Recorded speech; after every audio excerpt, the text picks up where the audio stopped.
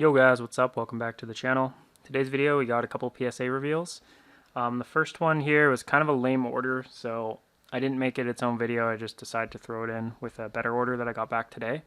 So this first one, I'll just show you the order. Almost the entire order was based around these two rookies of Thornton and Patrick Marleau.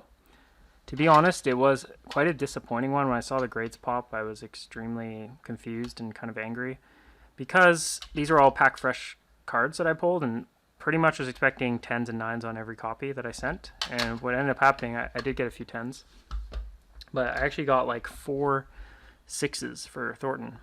And if you look at these two, I don't know if anyone can tell me the difference of these cards. So I was at first thinking like, oh man, I got some annoying grader, like pop controlling or something, just because I sent in all these pack fresh copies and it's like gonna mess with the amount of PSA 10s that are in the pop, blah blah blah, some conspiratory type of thoughts. But I think the reason for the grades is, I mean, it's so slight, but there's literally nothing else it could be. You see this corner, how it's like not clearly, like, to me that's not a crease at all. It's like the shape of like the surface like makes like an indent or something. It's very hard to describe, but I don't know, it just looked like a good corner. But if you can look at it at certain lights, you see like a little bit of weirdness. So I'm assuming like technically that just counts as a crease, and if it has a card has a crease, it can't grade higher than a 6. That's the only logic I can come up with. So, but the thing is, like, if we look at the 10s, like, to me they kind of all had that type of weird corner. Like, there you go, there's the same thing. So is that just a surface defect that all these cards have? Because literally, like, there's nothing else wrong with these cards. Like, this, to me, this corner looks worse than the 6. Like, maybe I'm completely tripping here. You guys would have to let me know. It couldn't have been like a centering thing. I mean, there's no way it's so off center. Like, they just look the same. So I don't know. I feel like I sent off like 12 more of these in a different order. Like, this corner 100% looks worse, and that's the 10. So just, it shows you like how insanely subjective grading is, and like, I don't even know if these were graded accurate or not. There's definitely a chance like all the copies of these cards have those, because I guess everyone that I pulled had it, even the Marleaus, which is the same like card stock. So kind of annoying on that, because that's like, if those are all 9s and 10s, it's like a difference of thousands of dollars. And they kind of just all look the same to me, the 10s and even the 6s. And I got a bunch, I got like 8s and 7s, and it just seemed like extremely harsh grading. You just have to take my word for it that they were absolutely pack fresh cards. But that order only had 3 other cards in it that weren't one of those Thornton Marleau rookies. So this card is the 1997 Upper Deck Black Diamond Daniel Sedin Triple Diamond. So the way they had it, they had a single, which is technically like the true rookie, because back in the day, like, parallels didn't count as rookies. There was a double diamond, triple, and then the quad diamonds, which are serial numbered. Well, actually, they're not serial numbered, but they have a print run of 50. The triples, I don't know any print runs, but these were a lot harder to get than the single and quads, or single and doubles. So yeah, this was a card I had for my PC when I was looking to pick up rookie cards for some of my favorite all-time Canucks, like the Sedins, the Luongo. I bought a copy of the quads for all of them, and I sent them in this order, and they all got min-sized, and apparently that's common with those, is what someone told me on Instagram. So that was sad, because I wanted those slabbed, but it's actually okay, because I was going to sell them anyways, because I completely kind of changed my mind about what a rookie card is. Daniel Sedin's rookie season, and Henrik, they both played in the year 2000, 2001. That was the first year they ever played in the NHL. So how on earth is a rookie card of theirs from 1997? Like, there was this weird thing in the early 90s up until, I don't know, around like 2000, early 2000s, they were still doing this on guys, where they would have their rookie card just be obnoxiously not a rookie card. Like, it's years before they actually played in the NHL, and a picture of them in like their junior uniforms.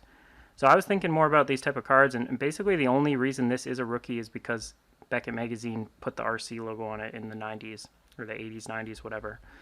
There's actually no logical reason why this should be a rookie card. None that I can think of. I've asked people, more experienced collectors, why this is a rookie, and they basically all just say, oh, that used to be like that, and then they realized it was dumb, so they stopped doing it. To me, like, there's 2 basic things a modern day rookie needs to have. It needs to be from their rookie year or later, Can't be before they've ever played in the NHL, because that's not even a playing years card, which is pretty much the most important thing for me with collecting cards, is that it came from their playing career. And the second thing, it has to like depict them with their professional team. I don't see how you can have a rookie card with like a World Junior or like a whatever WHL uniform. That just doesn't make any sense to me. You would never see that nowadays. You would never have Connor McDavid's true rookie be from 2013 with him in the Erie Otters. That just makes no logical sense at all. So I kind of changed my tune on these. I just thought, you know what, I'm not going to collect this rookie card because someone told me it's a rookie, because in my book it isn't. Same with these cards here. Exact same story with these. Not in his professional uniform. 1996, his rookie year was 1997. So this would be considered the rookie card of Thornton, but not to me. So I'm going to sell all of those. Probably shouldn't be talking trash about cards that I'm going to sell, but it's just my honest opinion. If you want an example of what a Thornton rookie should be and is, in my opinion, it would be this card right here.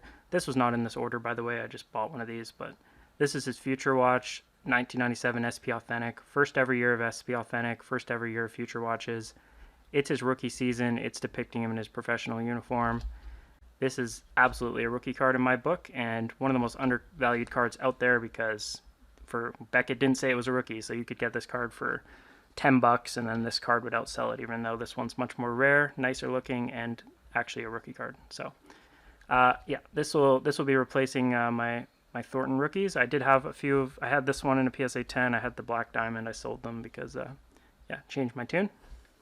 Most people probably do not care what is a rookie or considered one or not, but I care about little details like that. I think that stuff's important. This card here, this is a Danny Heatley, another one of those fake rookie cards. I bought it because I liked Heatley and I wanted one of his rookies, but now I'll just sell this and get a card, I guess would be, I think his official rookie year was 2001, so look for something from that year for him. Kind of a cool card. It's serial numbered out of 100, mint 9, probably not too valuable, maybe $50 to $100, something like that. So there was one good card in this order, so I will show that one. This card's actually pretty sick. And this is a proper rookie card. This is the Pavel Datsyuk 2001 Topps Chrome Refractor. And that's just a beautiful card. Awesome picture of Datsyuk there. His visor looks all shiny and cool. These are not serial numbered or anything, but I believe these to be super rare.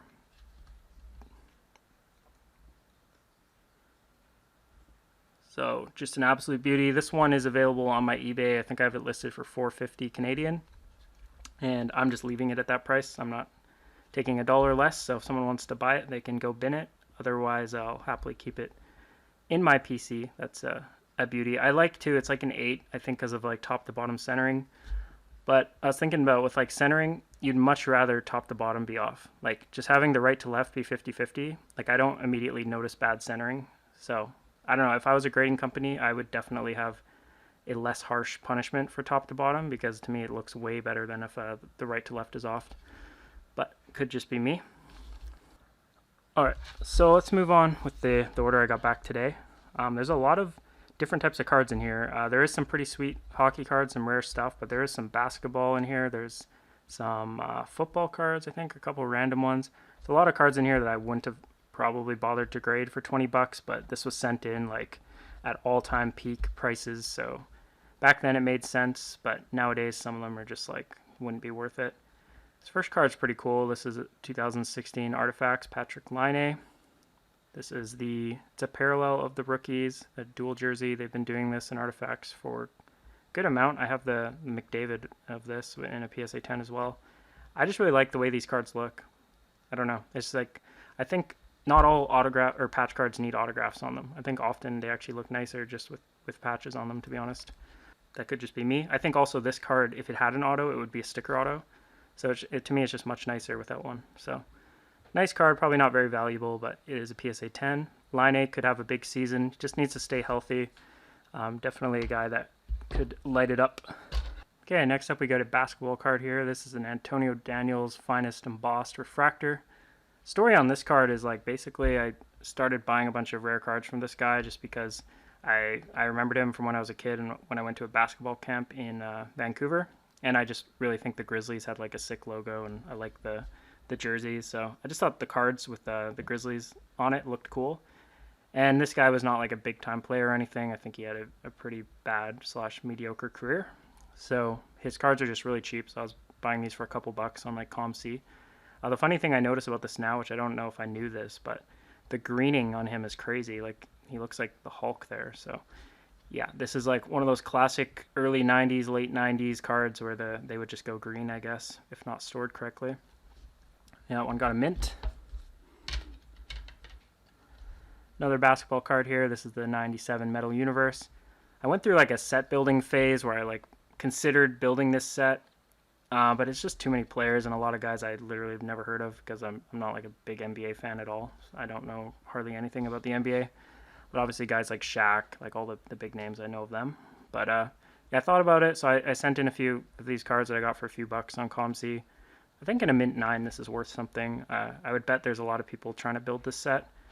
The Jordan in a 10 is quite expensive, so probably a lot of people would try and build a set in a 9. So that should have some value to it.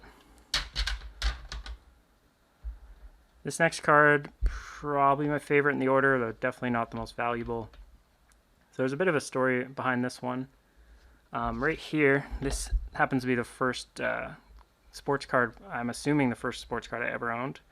And I got this at that basketball camp that I just mentioned. So they were just like handing out his rookie card and then he signed it or whatever.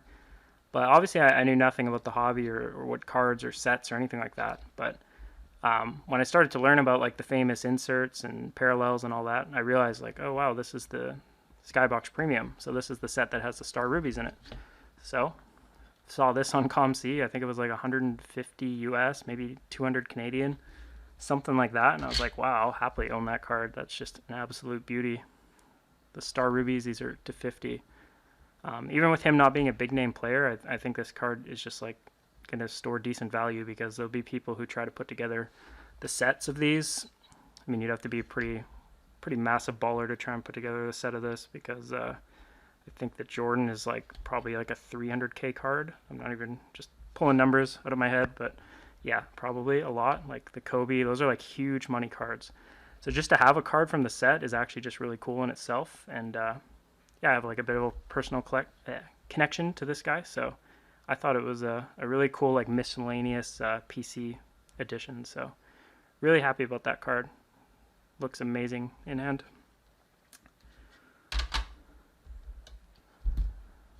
You got a Mcdavid Rookie here. Pretty basic card. The Premium Prospects. That's kind of funny actually. It's the same brand as this, but it's like a tribute to it or whatever. But yeah, this card's nothing special. It's serial number to 499.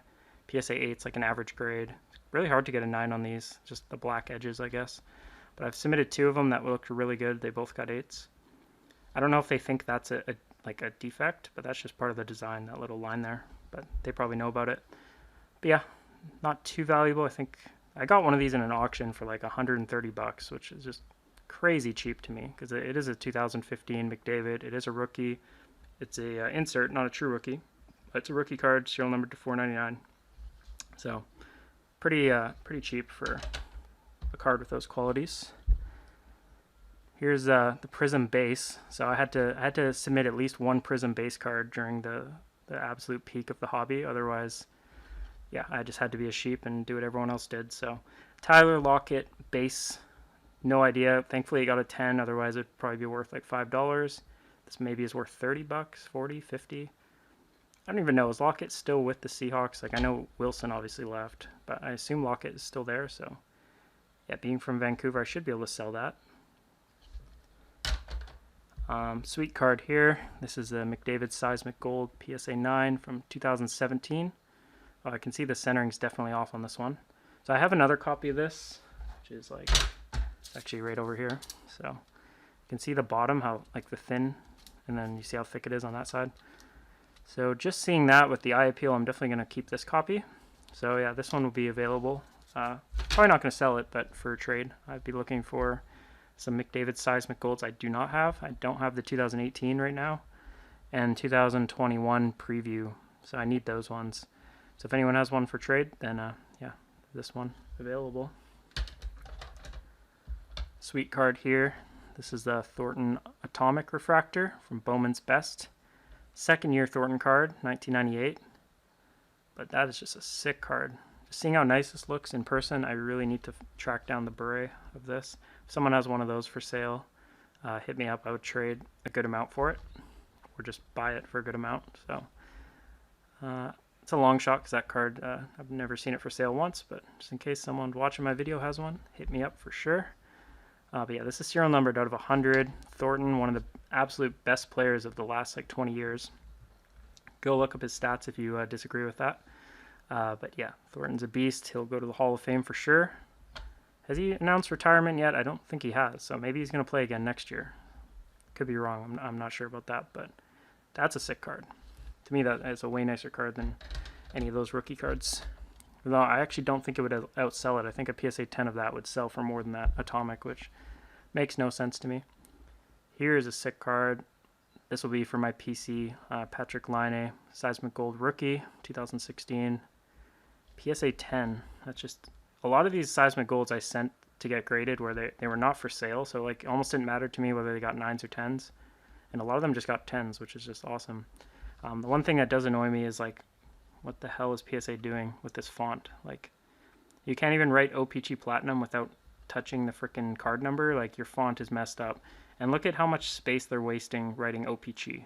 Like, Jesus, that's just painful. It's like, you could not pick a more like a bigger indent sizing, like the little dashes with the space between them. Like, Jesus. So yeah, ranting about things people probably don't care about, but it actually bugs me a lot, to be honest. Because, like, why are you guys, like, here's the exact same thing, OPG Platinum. Why is it abbreviated there and then written out there? Like, you should do the same thing all the time. Like, I really hate the little inconsistencies like that. Here's a Vasilevsky, Ultimate Collection Rookie, PSA 8. Had one of these recently that got a PSA 9, so I don't think this is, like, an amazing grade or anything. It is a thick card, so an 8 is solid for one of these.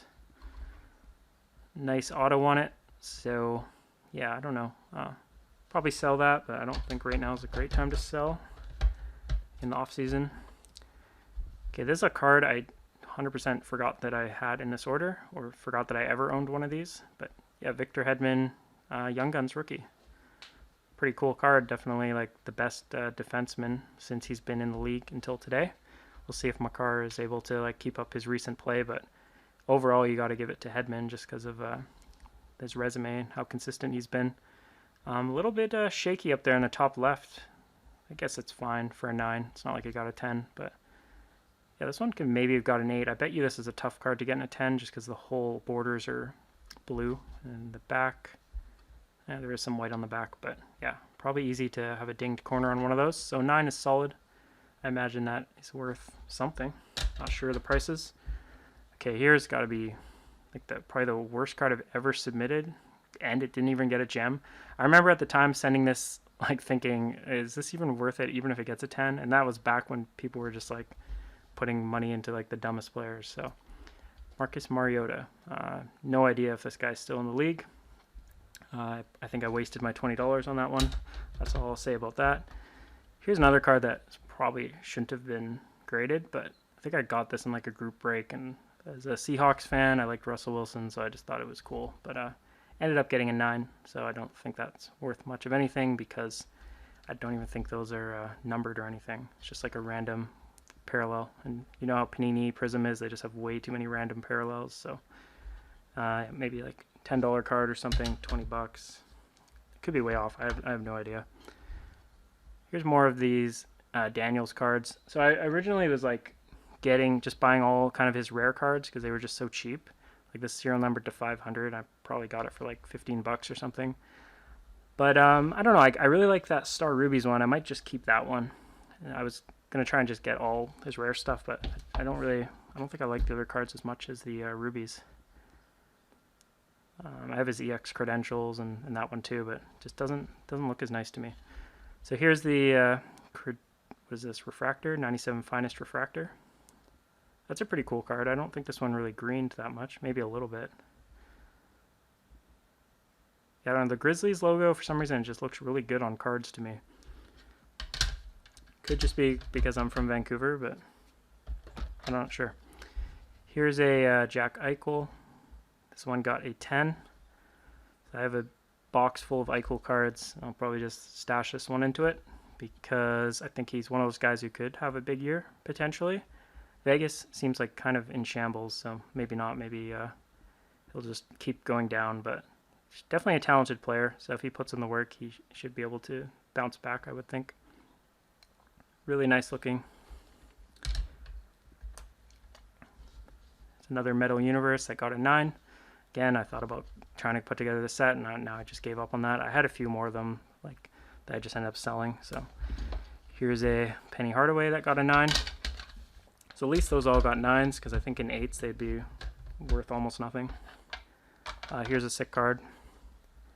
Victor Hedman, Future Watch Auto, PSA 10.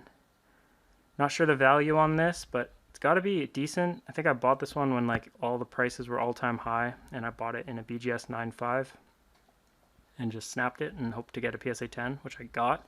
I was going to try and collect like all the best players' Future Watches in PSA 10. So that's why I did that, and now I've kind of changed my tune just because just too much money. Like I'm not going to buy the Ovechkin or the Crosby or whatever. That would require me moving some of the cards that I like my Mcdavid stuff. So I decided against that, so I'll probably sell this, but that's a sick card.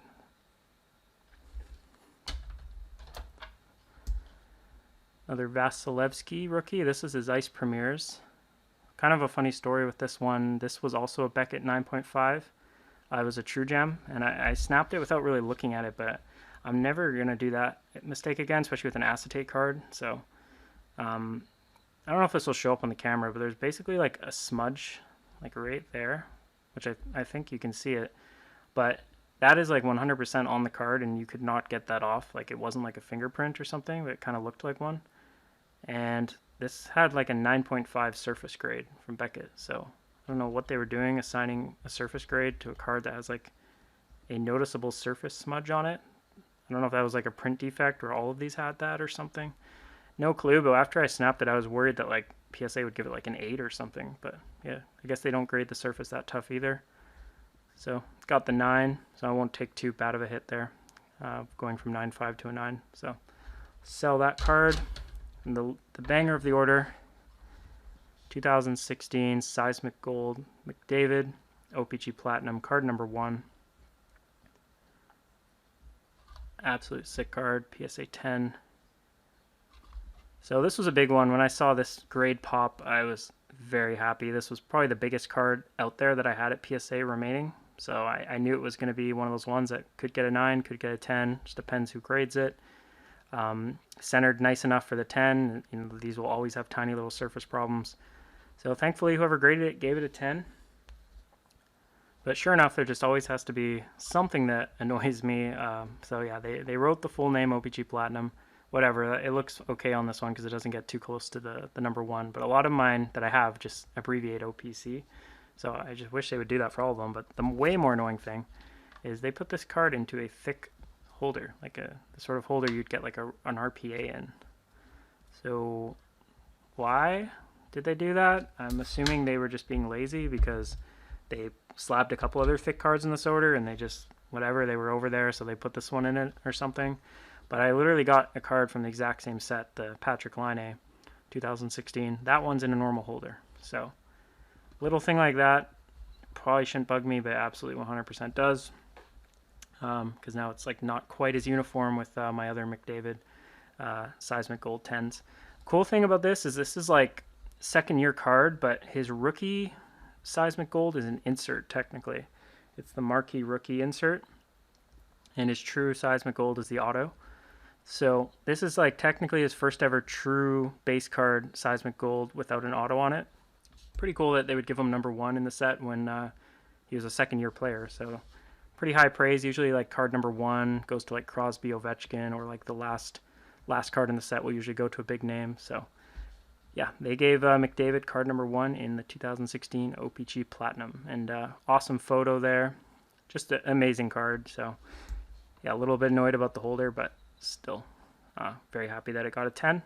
So yeah, that's going to do it for this video, guys. Thank you for watching.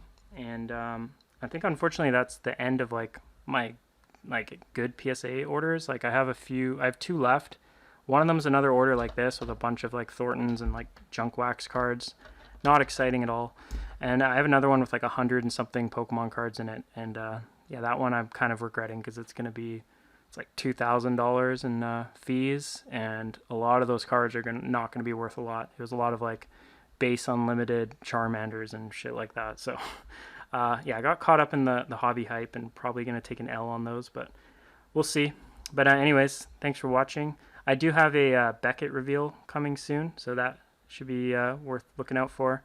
A lot of my best Pedersen PC cards are in that order, so we'll see how those do. A lot of them were like PSA 9s that I thought were undergraded, or they were raw, and I was just trying to get them in 9.5s. So have that one to look forward to. So yeah, thanks for watching, and I'll see you guys next time.